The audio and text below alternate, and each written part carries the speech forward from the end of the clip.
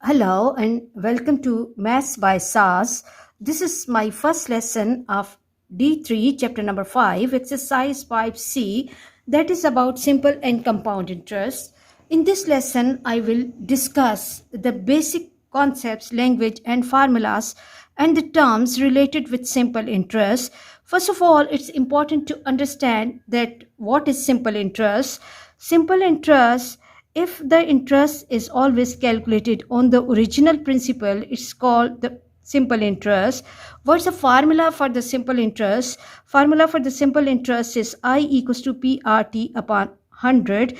Here it's important to understand that what does the symbol I means, P, R and T, what are the meanings of these all terms. So let's come to the explanation of these terms one by one. P stands for the principal amount. It's the money which we deposit in the bank or borrow from the bank is called the principal amount. Then coming to interest, it's the money that we receive from the bank for allowing the bank to use our money, or we have to pay to the bank when we borrow money or take loan from the bank.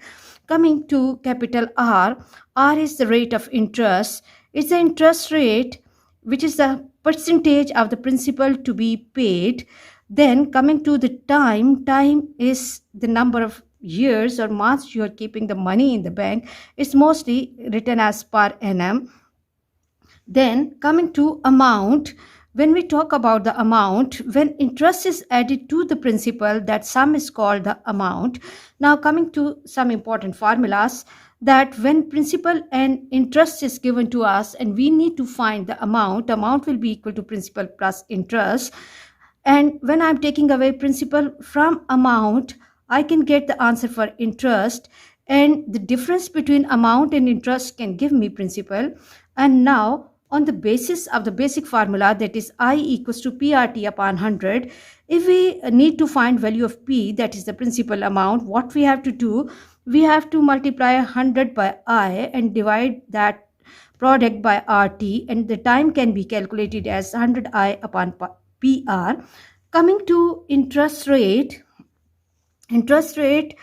are calculated on half yearly, quarterly, monthly or even daily basis.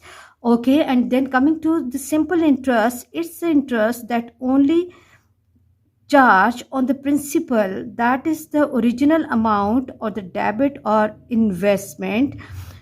Interest will be paid on the original deposit amount, and interest will not be paid on the additional funds in the account.